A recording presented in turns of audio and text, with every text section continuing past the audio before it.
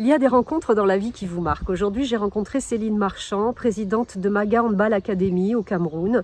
Céline vit entre la France et l'Afrique, surtout depuis 2013, puisque le Cameroun est passé en zone rouge dû au conflit Boko Haram, ce qui a évidemment réduit énormément l'arrivée des touristes au Cameroun, puisqu'elle est dans l'extrême nord du Cameroun. Et Céline vivait là-bas, au Cameroun, dans une structure qu'elle a développée, sa structure du tourisme, puisque c'est un hôtel, restaurant, piscine, avec des propositions de safari. Et avec cette zone rouge, évidemment, plus personne, donc plus d'entrée d'argent, alors que cet argent lui permettait de développer son académie de hand, d'aider des enfants de Maga et des villages alentours à vivre de cette passion du hand. Et évidemment, sans argent, plus de ballons, plus de chaussures, pas de hand, pas de développement de terrain, enfin plus rien. Et elle s'est vue à un moment dans une angoisse terrible de devoir laisser tomber tous ses enfants, qui sont toute sa vie, puisqu'on l'appelle la maman des enfants. Et elle était dans une période très noire quand je l'ai rencontrée, où elle cherchait des solutions. Elle a beaucoup prié, elle a jeûné, et quelque chose d'assez miraculeux s'est passé, une jolie rencontre, et c'est ce que je voulais vous raconter. D'abord, faisons connaissance avec Céline pour savoir depuis quand lui vient cette passion du hand. Les jeux scolaires, juste comme un enfant. Je passe au certificat d'études et je vais au collège de Mazinout. Et puis notre directeur, c'est un prêtre, le révérend Père Personnel, le révérend Père Guinchard. Et dans ce collège, quand tout sportif commence, il doit pratiquer toutes les disciplines. Et ensuite, après, on l'oriente dans la discipline où il excelle. Et donc, moi, je fais du foot, du basket, du volley, de l'athlétisme. Et puis, à la fin du trimestre, on me dit, il faut que tu ailles au handball. Et je ne voulais pas. Au début, je ne voulais pas parce que je jouais au basket et j'aimais le basket. Et ça me plaisait vraiment. Donc, mon cœur balançait en fait. C'est pas que je voulais pas. Mon cœur balançait, j'hésitais entre le basket et le handball. Parce que quand tu es orienté, c'est ta discipline. Oui. Après, tu vas plus à gauche ou à droite. Il faut choisir. Il faut choisir. Et donc, mon cœur balançait et j'allais au basket et je partais pas au hand. Ah oui. Et quand le directeur s'est rendu compte, il me dit non, toi, tu vas au hand. Ah, lui, il savait. Lui, je lui dis honnêtement, j'arrive pas à me décider. Oui. Mon père, il me dit, je te dis, ta place est là-bas. Donc, je t'interdis d'aller au basket. Je t'interdis. Ah oui, il me l'a dit, je t'interdis. Et je suis partie au handball. Oui. Et c'est vrai que j'ai réalisé 2 ans après que oui, c'était ça. C'était mon dada, le handball. Tu as compris que c'était ce sport-là, que tu étais faite pour ce sport-là. C'est là où je l'ai compris. Tu étais au bon endroit, là, en faisant ça. Au bon endroit. Et aujourd'hui, quand les gens parlent de toi, est-ce que tu sais ce qu'ils disent, les gens, ce que tu dégages, ce que les gens ressentent à ton contact? Je vais dire, je vais prendre que le bled où je vis, au Cameroun, à Maga. Je sais que les gens ont beaucoup de respect pour moi. Parce qu'en fait, tout le monde m'appelle la mère des enfants, en fait. Quand je passe, c'est ce qu'on dit, Madame Céline, la mère des enfants. Et ça me fait, vraiment, ça me met du baume au cœur. Tu as beaucoup d'enfants, parce qu'ils ont compris. Pas des enfants par rapport à tous ces enfants que j'encadre pour eux. Mais est-ce que biologiquement, tu as des enfants, toi? J'ai un enfant. Oui. Qui est aujourd'hui policier municipal à Marseille, Robert, voilà, et j'ai une petite fille. Je le dirais, je n'ai pas eu la chance de procréer, c'est un enfant adoptif, voilà. D'accord. Et voilà, c'est le seul. Mais là aussi, il y a de la magie dans ta vie, hein. Oui. Parce que ça n'est pas un enfant que tu as pu faire, construire toi-même. Exactement. Mais en fait, dans ton pays là-bas, tu en as plein des enfants. Tu es la maman de tous ces enfants. C'est incroyable cette histoire aussi, ça. Enfants, oui. Tu étais faite pour ça aussi, pour t'occuper de tous ces enfants. Oui. C'était ton chemin, toi aussi, ça. Oui. L'empreinte que tu pourras laisser, toi, quand tu quitteras cette terre. C'est ça ton empreinte. C'est celle qui s'est occupée des enfants. Oui. Franchement, oui. Si on regarde les racines de ça, si on va plus profond, Tu crois que ça te vient d'où, ça? Ça me vient de mon père. Ça me vient de mon défunt père. Parce que quand je regarde longtemps en arrière, mon père a toujours élevé beaucoup d'enfants qui n'étaient pas forcément ses enfants, c'était les enfants des autres. Et même des enfants qu'il rencontrait qui étaient dans des mauvais espaces, il les recueillait. Et je pense que ça vient de mon papa. Et je pense que l'envie d'aider, je le prends de mon père, ça. Et ça, je l'ai ressenti tout naturellement. Et ça t'a suivi toute ta vie, ça, ce besoin d'aider? Toute ta vie? Oui, parce que ce que je fais à Maga, j'ai commencé à le faire à Garoua. Oui. Et après, j'ai été, professionnellement, j'ai dû me déplacer. Et arrivé à Maga, j'ai recommencé. Donc, je pense que quel que soit l'endroit où je serai, ça ne me quittera pas. Peu importe avec qui, Peu importe en fait. avec qui, Oui. je pense que ça, je le ferai toujours. Et pour terminer, si on donnait pas un conseil, mais enfin ton conseil à toi, ce serait quoi un peu l'alchimie pour être soi-même dans sa vie? Comment on fait? Parce qu'il y a plein de gens qui font un travail qu'ils n'aiment pas, ou qui sont en couple et ça colle pas. Comment on fait pour se reconnecter à soi et avancer et être soi-même? Comment on fait ça? Honnêtement, tout ce que je fais, c'est écouter mon cœur. Voilà, c'est écouter mon cœur. Qu'est-ce que je désire au plus profond de moi? Et en fonction de mon environnement, c'est écouter mon cœur et rester tel que je suis. Et c'est tout. Honnêtement, je n'aurais pas de formule magique à donner.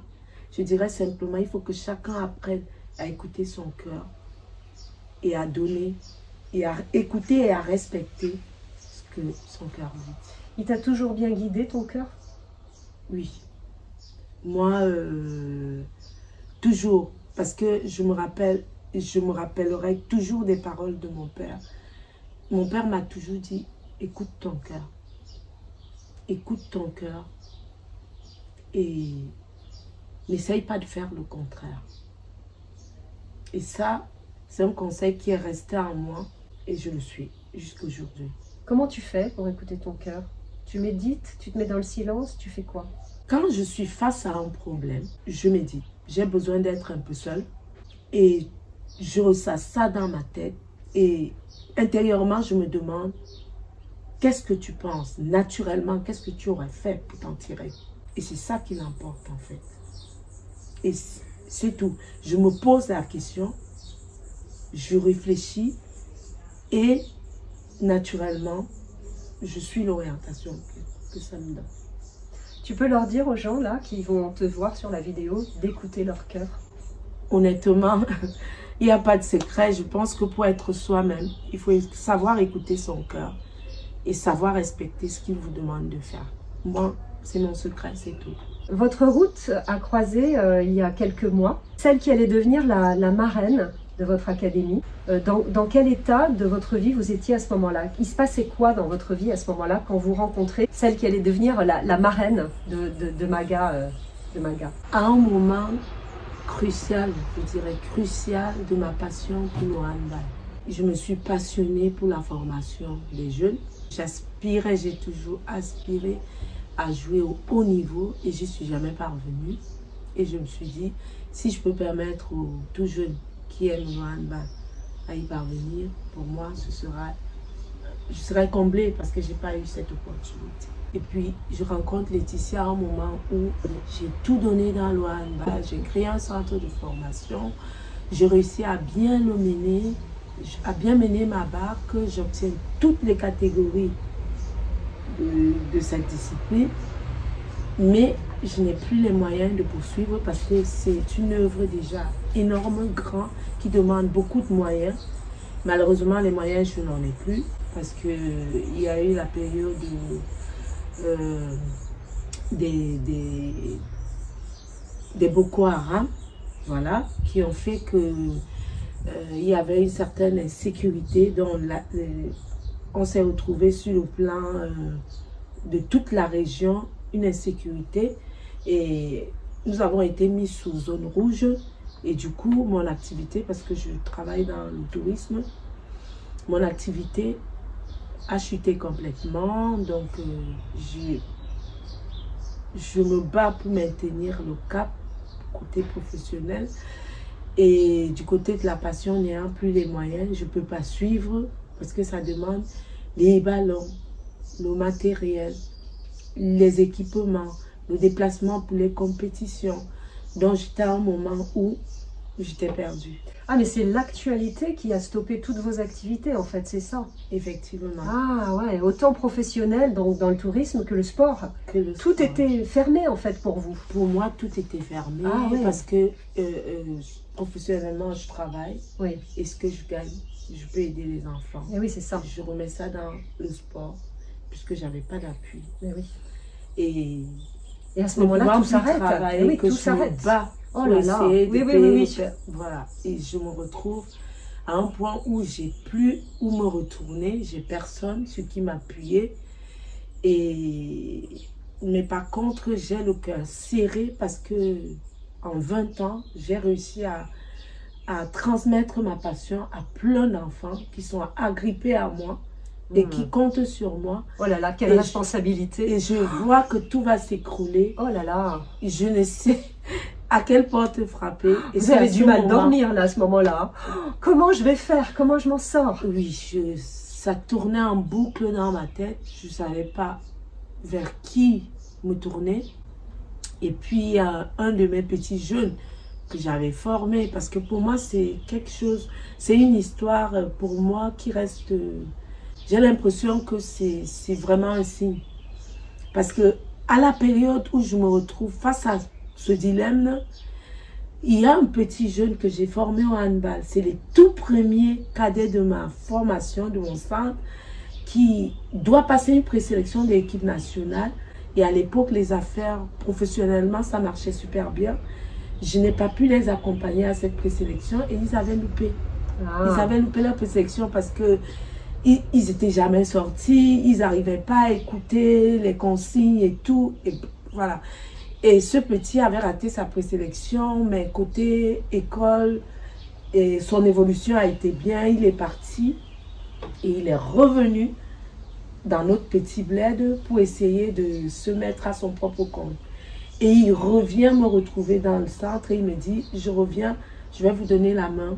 Comme je suis dans la communication, je vais essayer de vous aider dans la mesure du possible. Et c'est comme ça, en discutant avec lui, qu'il me dit, écoute, on va déjà créer une visibilité du centre. Peut-être que ça va déjà nous donner une ouverture pour que les gens réalisent vraiment ce qui est fait. Parce que franchement, madame, moi je reviens, mais j'ai toujours suivi depuis que je suis partie. Ce que vous avez fait est énorme. Donc, si c'était une excellente idée, parce que vous ne pouviez pas avoir les gens qui viennent de l'extérieur, donc c'est vous qui partiez vers l'extérieur. Exactement. Voilà. Et donc, il me propose ça, je lui dis oui, je suis d'accord. Oui. Et donc, du coup, on s'est mis à travailler. Et il faisait un programme. Aujourd'hui, on va mettre en valeur les benjamins, les minimes, les cadets, etc. Il a fait plein de photos et on a créé une page Facebook. Et du coup, le monsieur avec qui on m'avait mis en contact, je dis vraiment, ça encore c'est le destin, Jean-Claude Léon Barla. Et il voit la page Facebook. Ce monsieur, ce Jean-Claude, il est en France, lui? Il est en France. Il est en France. Il est français. Il est d'origine camerounaise. D'accord. En France, voilà. Mais lui tombe par hasard sur cette page Facebook ou pas? Non, pas par hasard. Non, il vous connaissait. Oui, il y avait quelqu'un qui nous avait déjà mis en contact. D'accord. Et quand je l'avais contacté en arrivant en France, il m'avait dit, écoute, on m'a dit que tu as créé un centre de formation et tout. Je vais te donner les coordonnées d'un coach, c'est une dame. Comme ça, elle t'aidera techniquement, les documents, les conseils. Ah oui, au départ, c'est ça. Voilà comment j'entends parler de la marraine. Oui. Celle qui va devenir la marraine. Oui, parce c'est qu'en ça. réalité, Oui, à l'époque, c'était un coach, voilà. C'était un coach pour échanger un peu des conseils. C'était ça au départ. Exactement. Et à l'époque, j'avais contacté Madame Laetitia Esterames. Et elle m'a donné des brochures. Elle m'a envoyé des brochures pour travailler avec les enfants. Et ça s'était arrêté là. Donc, Et puis, ce monsieur, il a la visibilité du club. Il dit, mais ça tient la route, son histoire. Je ne pensais pas que ça atteindrait ça, parce que bon. Et du coup, il m'appelle. Et il me dit, j'ai vu ce que vous avez créé, la page Facebook, mais franchement, ça veut dire que tu as fait du super boulot. Je lui dis, vous trouvez? Il me dit, mais bien sûr, un centre qui arrive à te dire minime, cadet, junior, ça c'est vrai. S'il n'y a pas le suivi, pour moi, je ne sais pas ce qu'il faut te... C'est la preuve que tu as bien bossé. Et je lui dis, oui, mais sauf que maintenant, je suis débordée. J'en peux plus. Je suis justement, cette visibilité, c'est pour essayer de trouver une opportunité, quelque chose qui peut me débloquer, me donner l'ouverture. Il me dit, qu'est-ce qui se passe? Donc, je lui raconte que j'arrive plus à suivre le matériel. C'est énorme. Dans le centre, j'ai au moins 100 enfants. Ils sont plus de 100. J'ai plus les moyens pour le matériel, les ballons, les déplacements. J'en peux plus. Donc, je suis à un point de saturation. Il me dit, écoute, je t'avais envoyé vers Laetitia. Je vais encore te renvoyer vers elle. Parce que je pense que j'ai rencontré plein de personnes dans ma vie, de handballeurs, de coach, mais passionnés comme elle. Non, je pense que vous êtes sur la même longueur d'onde. Il avait senti ça. À mon avis, je crois qu'il faut que tu la contactes, que tu lui parles. Demande-lui d'être la marraine de ton centre. Ouais, c'était difficile ça. Et je lui dis, mais ce que tu me demandes là, c'est juste impensable parce que je connais un peu la tâche qu'il y a. C'est énorme. Je ne la connais pas en tant que telle pour lui demander de porter mon fardeau. Donc, non, non, je ne crois pas que je serais capable de demander ça à une personne. C'est trop lourd. Voilà, c'est trop lourd pour moi. Il me dit non. Moi, je suis sûre que c'est la bonne personne. Demande-lui. Tu as encore ses coordonnées? Je dis oui. Il me dit demande-lui. Il me dit écoute, je te laisse réfléchir et on se rappelle. Donc quelques jours après, il me rappelle. Je lui dis franchement, non, je ne crois pas que c'est une bonne idée. Parce que c'est énorme. Pour moi, c'est très très lourd. Et il me dit non, je te dis, allez, dis-toi que tu as trop donné et que tu as besoin de quelqu'un pour te tenir la main. Et que c'est elle la personne. Demande-lui. Tu ne vas pas laisser tomber après tant de galères, tant d'années. Il me dit, Céline, tu fais ça depuis quand? Je dis 20 ans plus. Il me dit alors? Et alors? Tu veux que ton travail de 20 ans? Je dis non. Justement, c'est parce que je ne veux pas que ça tombe que j'ai accepté de créer cette visibilité. Il me dit alors, pose-lui le problème. Je dis, ok, je vais le faire. Alors, elle va le faire. Est-ce que Céline et Laetitia, ça va matcher? Vous allez voir.